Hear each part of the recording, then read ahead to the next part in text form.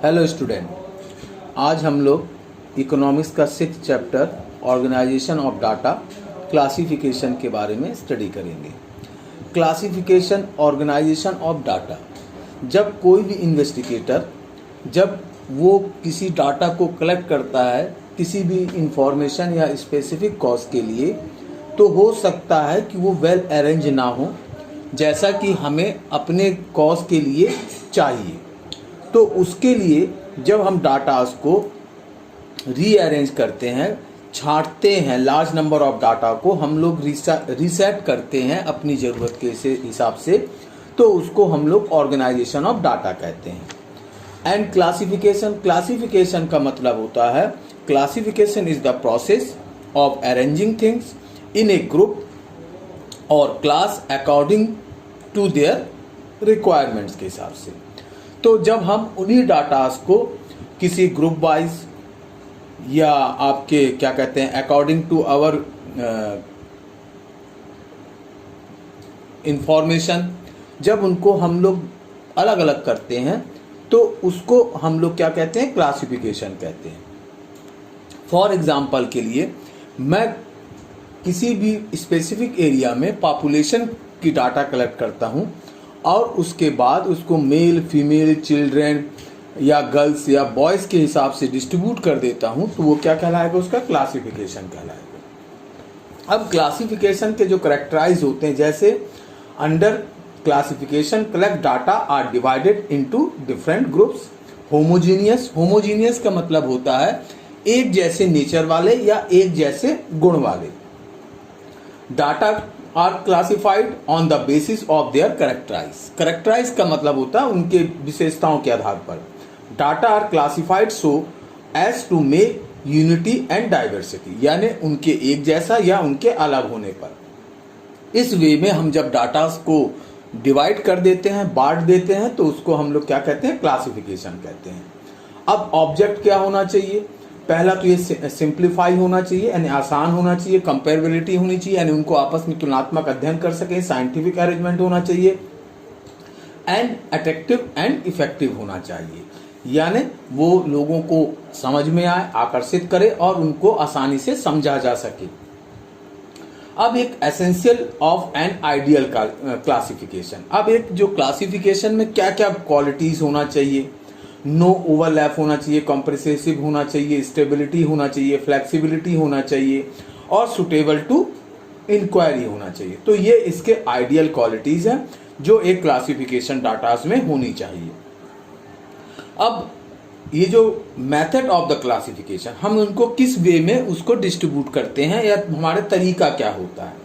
एक तो geographical method है। जियोग्राफिकल मतलब एरिया वाइज, हम किस एरिया में डाटा कलेक्ट कर रहे हैं।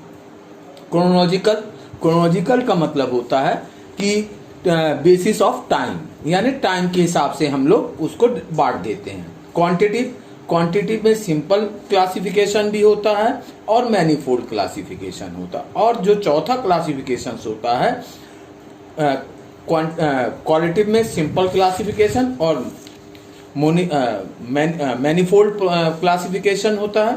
और जो चौथा होता है वो होता है क्वांटिटिव और न्यूमेरिकल क्लासिफिकेशन। तो क्लासिफिकेशन करने के ये 4 तरीके होते हैं। अब जैसे मैनीफोल्ड क्लासिफिकेशन है कि if we require incentive classification और classification under different sub group और at least into more than 2 sub classes, तो इस तरह के जो क्लासिफिकेशन होती है उसको मैनीफोल्ड क्लासिफिकेशन के नाम से हम लोग जानते हैं। अब जैसे पॉपुलेशन को हम लोग क्लासिफिकेशन में बांटें तो उसको बेसिकली 2 सेक्टर में डिवाइड कर सकते हैं, रूरल और अर्बन। फिर रूरल और अर्बन को फिर हम लोग 2 सेक्टर में डिवाइड कर सकते हैं, सपोज मेल एंड फीमेल। फिर मेल और फीमेल को फिर हम लोग 2 सेक्टर में डिवाइड कर सकते हैं, एजुकेटेड एंड अनएजुकेटेड। तो इस तरह का जो क्लासिफिकेशन होता है वो मैनीफोल्ड क्लासिफिकेशन में आता है।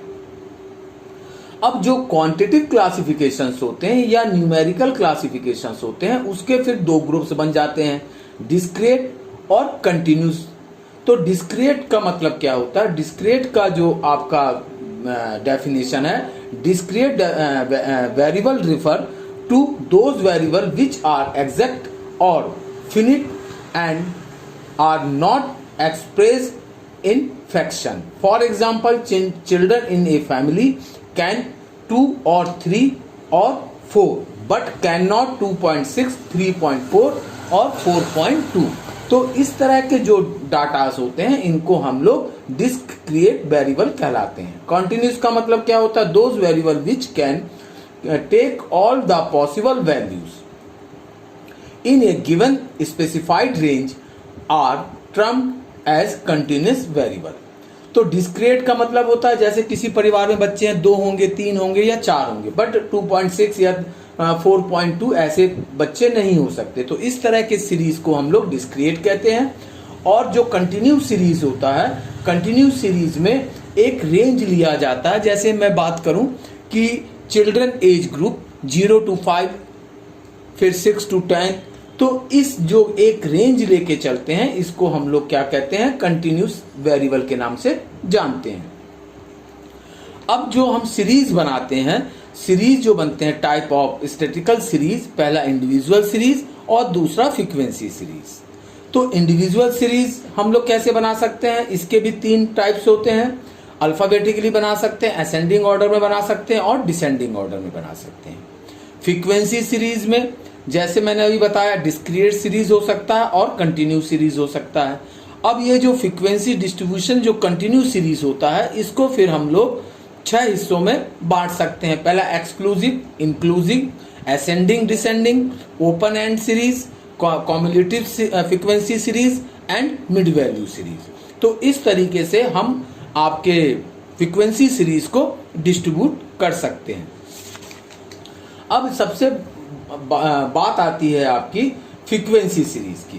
फ्रीक्वेंसी सीरीज जो होता है आपका, उसको हम लोग जैसे मैंने पहले भी बताया था, in other word the number of times an item repeats itself in the universe और series is called the frequency of that dam. यानी कोई भी सीरीज है जो यूनिवर्स में जितने बार दोहराया जाता है उसको हम लोग क्या कहते हैं? फ्रीक्वेंसी सीरीज कहते हैं.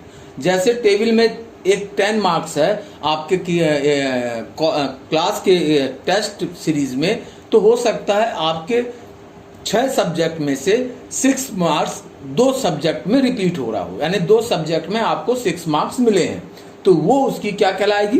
फ्रीक्वेंसी कहलाएगी. यानी 6 मार्क्स जो आपको 2 टाइम्स मिले हैं या 4 टाइम्स मिले हैं, तो ये इसकी क्या कहलाएगी? फ्रीक्वेंसी कहलाएगी. अब जो फ्रीक्वेंसी सीरीज जो होती है, डिस्क्रीट सीरीज को हम लोग क्या करते हैं? टैली बार से भी प्रेजेंट कर सकते हैं. जैसे मान लीजिए आपके 6 सब्जेक्ट हैं, 6 मार्क्स जो हैं आपको 2 सब्जेक्ट में हुआ, तो उसकी फ्रीक्वेंसी कितनी हो जाएगी? 2 हो जाएगी. और उसको अगर टैली मार्क्स से हम रिप्रेजेंट करें तो 2 वर्टिकल लाइन खींच देंगे, तो वो उसकी क्या बन जाएगा? उसको हम लोग टैली बार्स के नाम से जानते हैं. अब जैसे दिया गया है आपको कंटिन्यू सीरीज, तो कंटिन्यू सीरीज में हम लोग क्या करते हैं? उसके ग्रुप बनाते हैं. तो एक इसका ग्रुप होता है एक्सक्लूसिव और दूसरा इंक्लूसिव.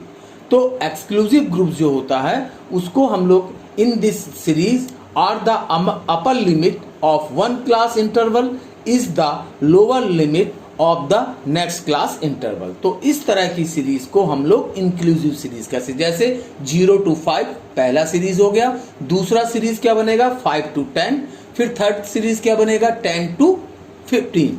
यानी एक का जो अपर सीरीज है अगले सीरीज का क्या बन जाएगा? लोअर सीरीज बन जाएगा. तो इस तरह की जो सीरीज बनती हैं उनको हम लोग एक्सक्लूसिव सीरीज के नाम से जानते हैं. इंक्लूसिव सीरीज में जैसे 0 to 5, नेक्स्ट बनेगा 6 to 10. तो यानी कि पहले का जो अपर सीरीज है दूसरे का लोअर सीरीज नहीं बनता है, इसको हम लोग क्या कहते हैं? इंक्लूसिव सीरीज के नाम से जानते हैं.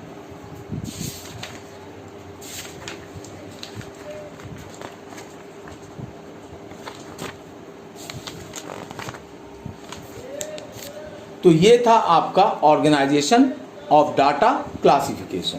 Thank you.